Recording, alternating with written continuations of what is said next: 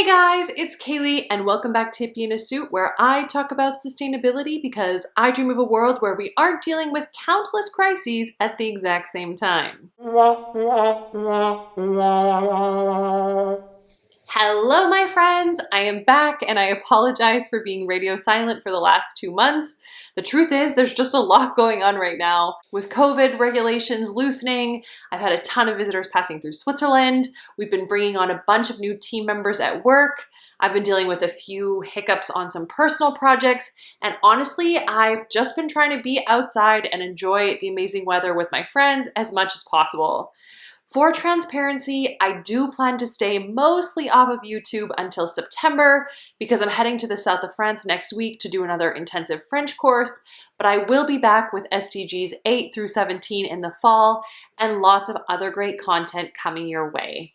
But I did want to hop on here to make sure that the break wasn't too long and to talk to you about a couple of really interesting pieces that have been published lately that are quite sobering and in some cases even extremely critical of the UN Sustainable Development Goals. Now, if you look at the comments on any of my videos about the SDGs, you'll see that a lot of people think I'm just some sort of shill or mouthpiece who just blindly accepts and adopts all the thinking laid out in the SDGs exactly as it's been presented. But I actually really do think it is important that we question and critique our assumptions on an ongoing basis. So just because I may think that the framework is a positive development for humanity and the planet overall, it doesn't mean that there aren't still some problems and contradictions that need to be dealt with. In fact, one of the other reasons I have been off YouTube for a while is because I'm really struggling with the script for SDG 8, which is really focused on economic growth. And to be honest, I have a lot of reservations about how to tackle that topic in a fair and nuanced way. Anyway, I am rambling, but what I want to do is look at two recent publications that I think ask some really good questions about the 2030 agenda and how we are approaching it. Specifically, I'll be going over a letter that's signed by 100 scientists, teachers, and experts who argue the SDGs are a failure, and a Nature article that looks at the political impact of the SDGs or lack thereof. Taken together, I think these publications really do force us to confront some of the uncomfortable truths about the goals' helpfulness and achievability. So without further ado, let's dive in.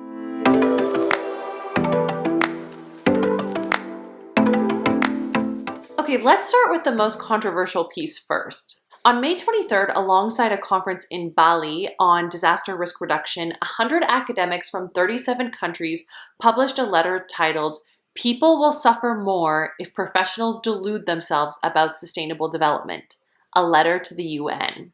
As you can probably tell by the title, this letter is extremely critical of the SDGs and of sustainable development in general.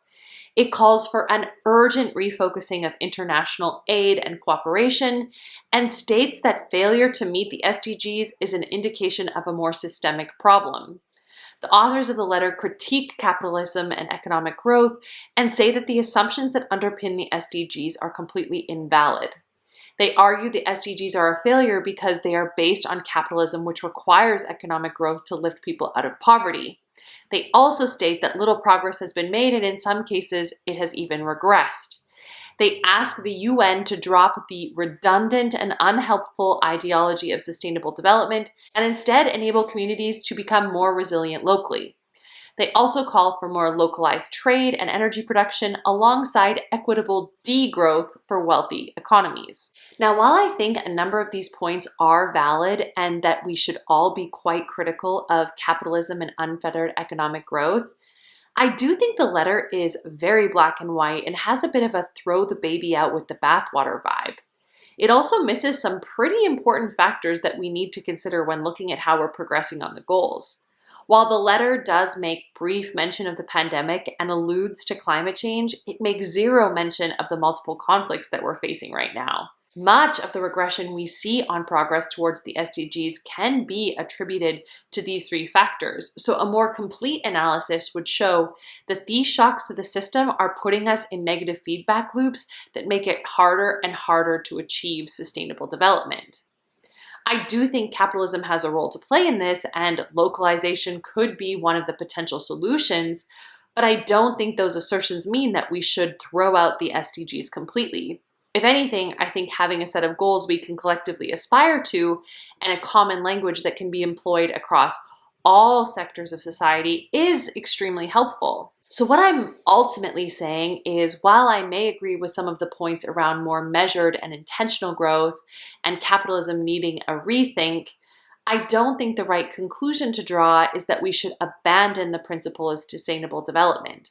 I think if anything, it shows we should further commit to the principle and take it way more seriously.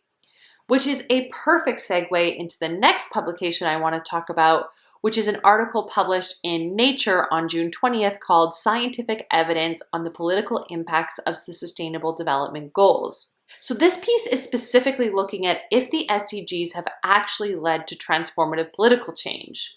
The article is the result of analysis of over 3,000 scientific studies published between January 2016 and April 2021. So virtually the entire period we have been implementing the SDGs. And to be honest, I find this study to be much more damning than the letter. The high-level findings of the article are that the SDGs have had some political impacts on institutions and policies. However, this impact has been largely discursive, affecting the ways that actors understand and communicate about sustainable development, but more profound normative and institutional impact from legislative action to changing resource allocation remains rare. In other words, the SDGs have provided a common language and understanding, but have done very little in terms of changing behavior or decision-making. The authors conclude that the scientific evidence suggests only limited transformative political impact of the Sustainable Development Goals thus far. The article does recognize that the SDGs are the most comprehensive and detailed attempt by the United Nations to advance sustainable development. What is so interesting is that the evidence to date shows that because the goals are non-binding and tend to be quite broad, they provide a lot of leeway for actors to interpret the goals and act according to their own interests. Many actors simply cherry-pick the goals that are the most convenient or that they were already pursuing before the agenda. So what we're seeing is very selective implementation. This really resonates with me, and I have seen this a lot in my work. Basically, you start with the easiest ones first, put off all the others indefinitely, but no one can claim you aren't acting because you're working on some of them, right?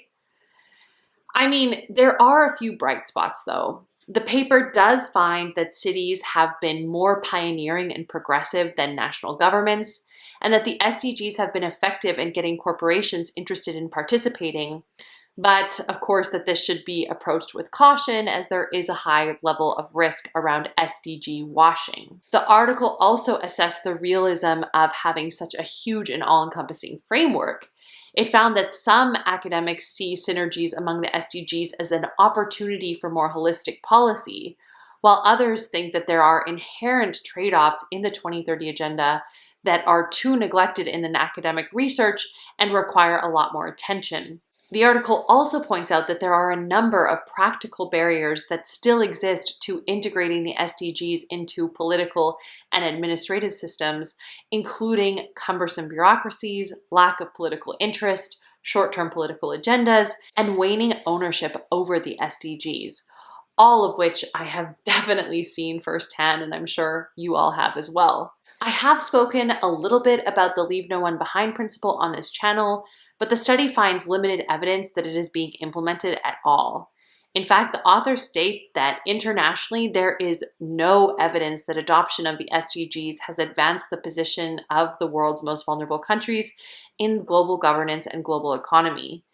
On the positive, the literature suggests that civil society organizations use the SDGs as a reference framework to hold governments accountable, which points to the advantages of granting larger roles to civil society organizations in shaping and implementing policy initiatives such as the SDGs. So that is good news.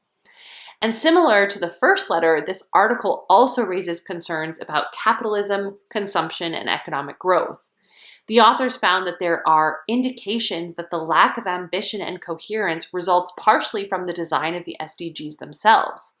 For example, Global economic growth, as envisaged in SDG 8, might be completely incompatible with some of the environmental protection targets under SDGs 6, 13, 14, and 15. And certain studies also argue that the focus of the SDGs on neoliberal sustainable development is detrimental to planetary integrity and justice. Okay, so those are the studies. So to wrap up and answer the question I posed in the thumbnail, do I think the SDGs are a scam?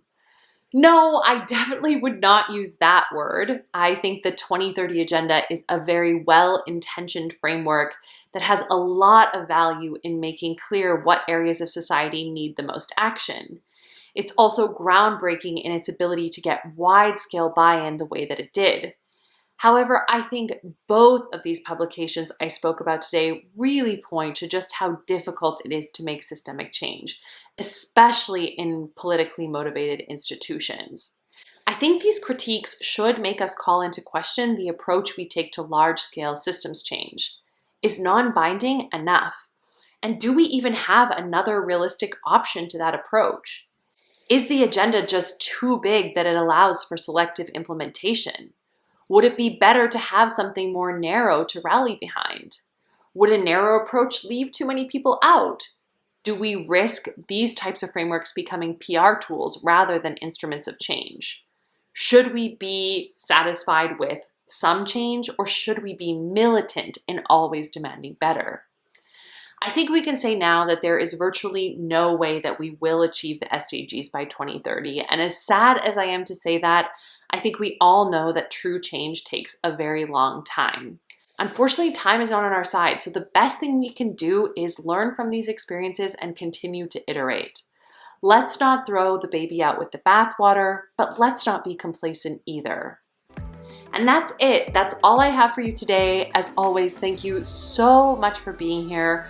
Don't forget to check out the blog post if you want links to the publications I referenced today, or just more information in general. If you learned something in this video, give it a like. It really helps out the channel. That's it for now. See you in the next one. And until then, keep fighting the good fight. Bye!